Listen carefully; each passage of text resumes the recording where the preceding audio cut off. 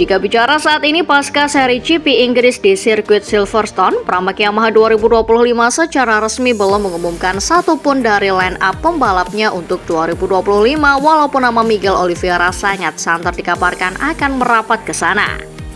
Dan untuk satu lagi pembalap yang akan direkrut kuat banget mengarah ke pembalap muda dari Moto2 saat ini. Sebut saja Alonso Lopez, Sergio Garcia, dan Tony Arbolino yang masuk dalam daftar incaran Pramac Yamaha 2025. Namun sepertinya Pramac Yamaha butuh untuk mengerti benar potensi pembalap-pembalap muda ini ketika menghandle motor prototipe MotoGP. Oleh karena itu, berita non-official hadir pasca Silverstone bahwa Pramac akan mencoba memberikan kesempatan untuk para pembalap Moto2 yang mereka incar untuk memperlihatkan kepiawaian dan adaptasi mereka ke motor yang full 100% prototipe ini.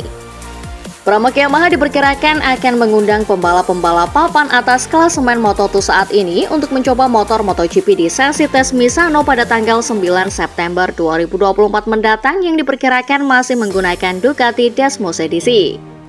Karena Pramac secara klausul kontrak dan regulasi baru diperbolehkan secara resmi menguji motor masa depannya pada tes Valencia 2024 nanti. Speedweek.com mengabarkan spekulasi ini dengan dasar pemikiran bahwa fakta bahwa Pramac dikecualikan dari bagian pengembangan pertama pada tahun 2025 juga berarti bahwa tes resmi Pramac kurang penting. Jadi mending pergunakan buat menguji calon pembalap mereka. Namun masih agak kurang srek ya mendengar rencana pengujian calon pembalap Yamaha menggunakan motor Ducati.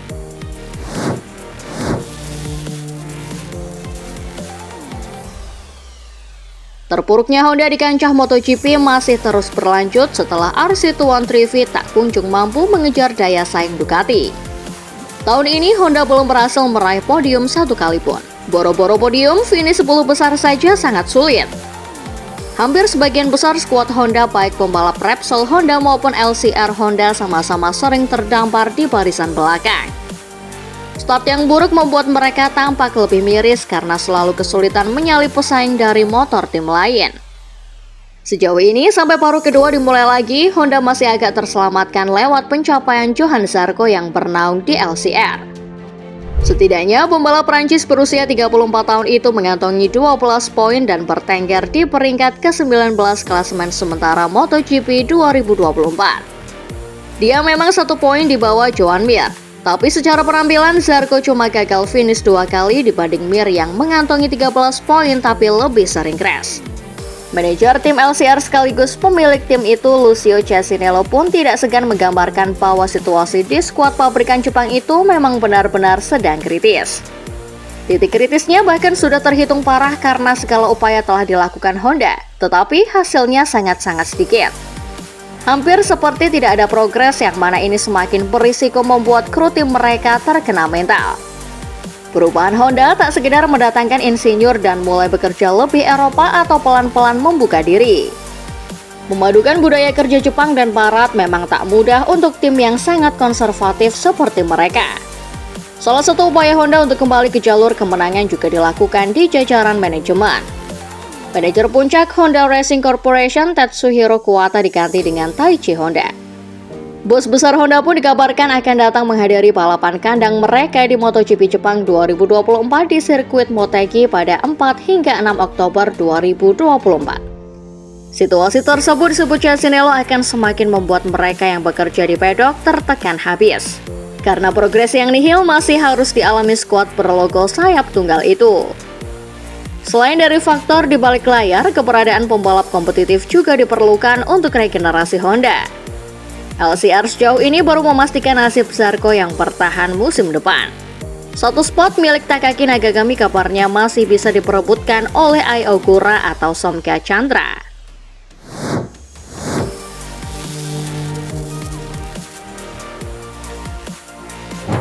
Empat pembalap yang menggunakan motor tahun lalu masih kesulitan menembus persaingan di barisan depan pada musim ini.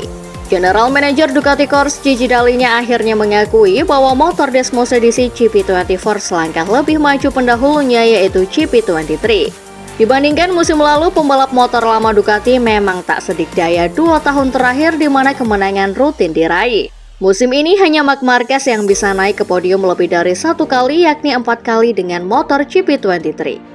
Sementara itu, Marco Bezzecchi selaku pemenang 3 balapan musim lalu baru sekali mencicipi podium dengan finish ketiga pada MotoGP Spanyol. Keluhan diungkapkan Alex Marquez yang merasakan bahwa GP23 mengalami kesulitan, termasuk pada balapan terakhir yaitu MotoGP Inggris 2024.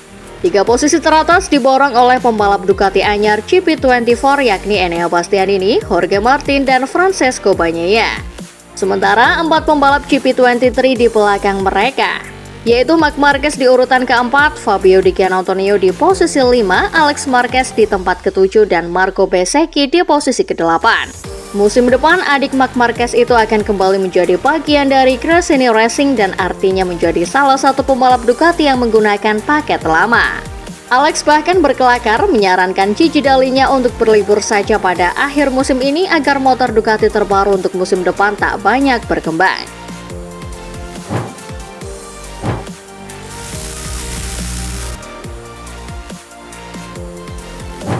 Pembalap Australia ini memulai akhir pekan di Silverstone dengan baik setelah meraih hasil yang sulit sebelum liburan musim panas. Namun setelah berhasil menempati posisi ke-7 dalam sprint, Miller berjuang keras untuk mengatasi masalah cengkraman ban sejak awal balapan Grand Prix dengan 20 lap dan berakhir di urutan ke-12. Hanya terpaut kurang dari 10 detik dari pembalap KTM lainnya, Pedro Acosta yang berada di urutan ke-9. Seperti yang dilansir Crash.net, Miller merasa masih kesulitan dengan motornya karena menurutnya motor tahun ini lebih sensitif terhadap suhu lintasan daripada tahun sebelumnya. Meskipun mengakui bahwa ini adalah masalah yang harus diatasi oleh KTM, Miller juga merasa bahwa ban Michelin spesifikasi 2024 juga sumber masalah bagi motornya. Karena Miller menilai ban Michelin 2024 juga mungkin sedikit lebih sensitif terhadap suhu dibandingkan versi tahun lalu. Melanjutkan masalahnya di GP Inggris, Miller mengatakan bahwa kurangnya cengkraman membuatnya harus bersabar melewati tikungan sebelum menekan gas.